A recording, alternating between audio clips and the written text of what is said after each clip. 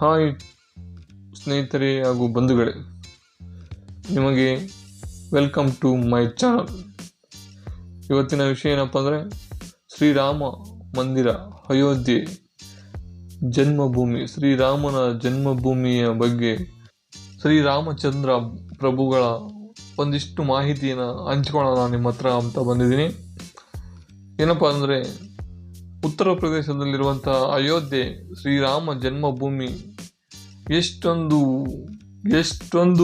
ಹೋರಾಟದ ನಂತರ ಹಿಂದೂಗಳ ಕೈವಶವಾಯಿತು.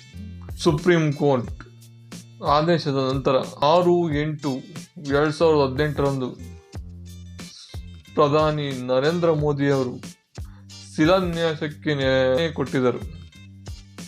ಭಾರತದ ಶ್ರೀರಾಮಚಂದ್ರ ಪ್ರಭು ಹಿಂದೂಗಳ ದೇವತೆಗಳಾಗಿರುವಂತಹ ಮಾದರಿ ವ್ಯಕ್ತಿತ್ವವನ್ನು ಹೊಂದಿದ್ದಂತಹ ಶ್ರೀರಾಮಚಂದ್ರ ಪ್ರಭು ಅವರ ವಿಷಯದ ಬಗ್ಗೆ ಹೇಳುವುದಾದರೆ, ಅವರ ನಿಲುಕದ ಜೀವನ ಶೈಲಿಯು ಇಡೀ ದೇಶದಲ್ಲಿ ಯಾವುದೇ ರಾಜಕೀಯ ವ್ಯಕ್ತಿಗಳಿಗೆ ಸಿಗಲಾರದು.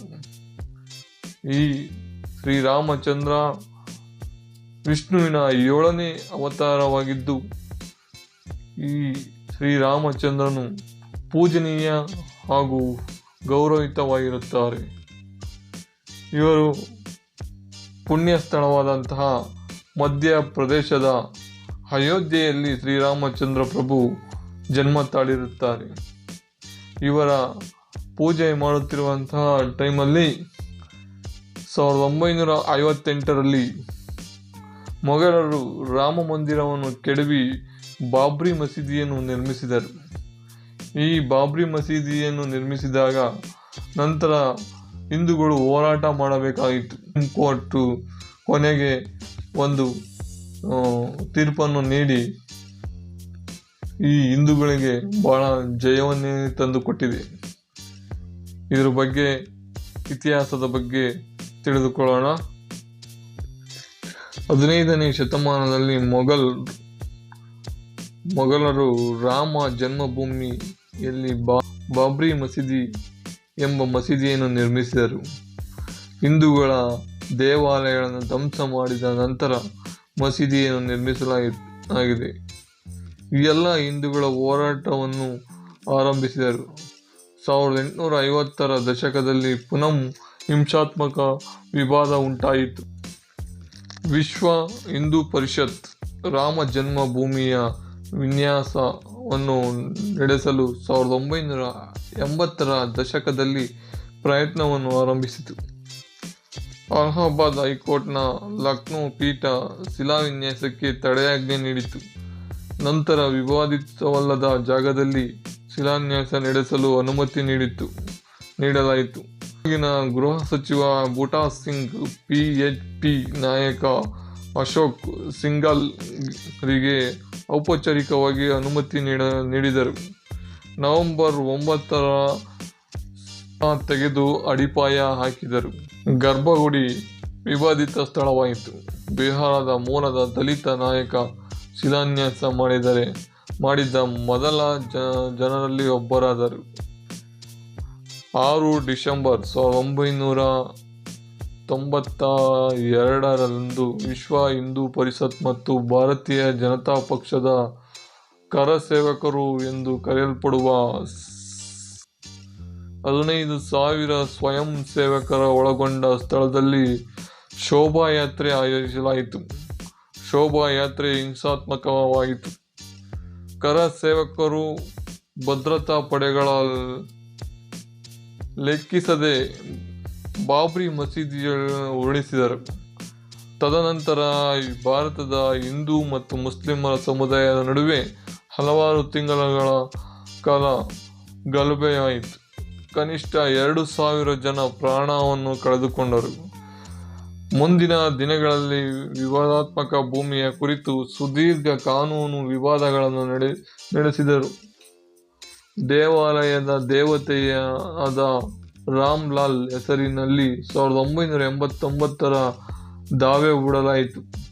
ಹಿರಿಯ PHP ನಾಯಕ ತ್ರಿಲೋಕಿನಾಥ್ ಪಾಂಡೆ ರಾಮ್ಲಲ್ಲನ ಪ್ರತಿಷ್ಠಾಪನೆಯಾಗಿರುವ ಪ್ರತಿನಿಧಿಯಾಗಿದ್ದರು. ಕೆ. ಪರಶುರಾಮ್ ರಾಮ್ಲಲ್ಲನ ಪರವಾಗಿ ವಾದ ಮಂಡಿಸಿದರು. ಪ್ರಮುಖರು: ಅಯೋಧ್ಯೆ ವಿವಾದದ ಕುರಿತು 2019 9 ರಂದು ಸುಪ್ರೀಂ ಕೋರ್ಟ್ ತೀರ್ಪು ನೀಡಿತು. ವಿವಾದಿತ ಭೂಮಿಯನ್ನು ಸರ್ಕಾರ ರಚಿಸಿದ ಶ್ರೀ ರಾಮ್ ಜನ್ಮಭೂಮಿ ತೀರ್ಥಕ್ಷೇತ್ರ ಟ್ರಸ್ಟ್ಗೆ ಹಸ್ತಾಂತರಿಸಲು ನಿರ್ಧರಿಸಲಾಯಿತು. 2020 ಫೆಬ್ರವರಿ 5 ರಂದು ಪ್ರಧಾನಿ ನರೇಂದ್ರ ಮೋದಿ ಪ್ರಧಾನ ಮಂತ್ರಿ ಸಚಿವಾಲಯ ದೇವಾಲಯವನ್ನು ನಿರ್ಮಿಸುವ ಯೋಜನೆಯನ್ನು ಅಂಗೀಕರಿಸಿದೆ. ಕಾನೂನಿನ ಹೋರಾಟದ ನಂತರವೂ ಶ್ರೀರಾಮ ಜನ್ಮಭೂಮಿ ಮತ್ತೆ ಪ್ರತಿಷ್ಠಾಪನೆಯಾಗಿ ಹಿಂದೂಗಳ ಹಾಗೂ ಭಾರತದ ಭವ್ಯತೆಯನ್ನು ಮೆರೆಯಲು ಸಹಕಾರಿಯಾಗಿದೆ. ಮತ್ತೆ ಶಿಲ್ಪಕಲೆ ಬಗ್ಗೆ ಬಂದರೆ, ಶಿಲ್ಪಕಲೆ ಇವಾಗ ರಾಮ ಜನ್ಮಭೂಮಿ ಸ್ಥಳದಲ್ಲಿ ರಾಮನ ಗುಡಿ ಅಂದರೆ ದೇವಸ್ಥಾನನ ಕಟ್ಟಿಡುವ ಅಂತಹ ಶಿಲ್ಪಕಲೆ ಬಗ್ಗೆ ಮಾತಾಡೋಣ. ರಾಮ ದೇವಾಲಯವನ್ನು ಮೂಲ ವಿನ್ಯಾಸವನ್ನು 1988ರಲ್ಲಿ ಅಹಮದಾಬಾದ್ನ ಸೋಂಪುರ ಕುಟುಂಬ ಸಿದ್ಧಪಡಿಸಿತು. ಸೋಂಪುರ ಕುಟುಂಬಸ್ಥರ ಕನಿಷ್ಠ 15 ತಲೆಮಾರುಗಳಿಂದ ವಿಶ್ವದಾದ್ಯಂತ 100ಕ್ಕೂ ಹೆಚ್ಚು ದೇವಾಲಯಗಳ ಮೂಲಕ ವಿನ್ಯಾಸವನ್ನು 1988ರಲ್ಲಿ ಅಹಮದಾಬಾದ್ನ ಸೋಂಪುರ ಕುಟುಂಬ ಸಿದ್ಧಪಡಿಸಿತು. ಸೋಂಪುರ ಕುಟುಂಬಸ್ಥರು ಕನಿಷ್ಠ 15 ತಲೆಮಾರುಗಳಿಂದ ವಿಶ್ವದಾದ್ಯಂತ 100ಕ್ಕೂ ಹೆಚ್ಚು ದೇವಾಲಯಗಳನ್ನು ಶಿಲ್ಪಿಗಳು ನಿರ್ಮಿಸಿದ್ದಾರೆ. ಈ ಮೂಲಕ ಕೆಲವು ಬದಲಾವಣೆಗಳೊಂದಿಗೆ ರಾಮ್ ದೇವಸ್ಥಾನ ಹೊಸ ವಿನ್ಯಾಸಗಳನ್ನು 2020 ರಂದು ಸೋಂಪುರ ಸಿದ್ಧಪಡಿಸಿದರು. ಈ ದೇವಾಲಯವು 235 ಅಡಿ ಅಗಲ, 360 ಅಡಿ ಉದ್ದ ಮತ್ತು 161 ಅಡಿ ಎತ್ತರ ಹೊಂದಿರುತ್ತದೆ.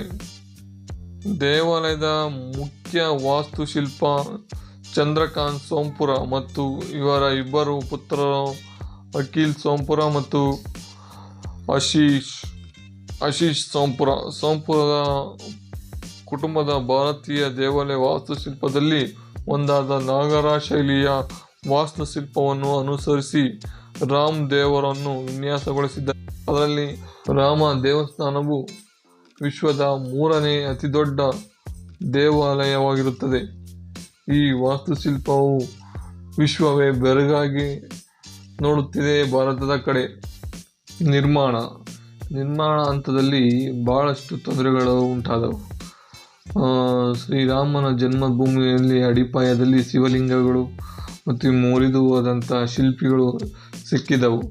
ನಿರ್ಮಾಣ ಹಂತದಲ್ಲಿ ಕೊರೋನಾ ಹಾಗೂ ಚೀನಾದ ಉಪಟಳ ಹಾಗೂ ಮಾತಿನ ಚಕಮಕಿ ಇವೆಲ್ಲದರ ನಡುವೆಯೂ ತಾತ್ಕಾಲಿಕವಾಗಿ ಸ್ಥಗಿತವಾಯಿತು. ಉತ್ತರ ಪ್ರದೇಶದ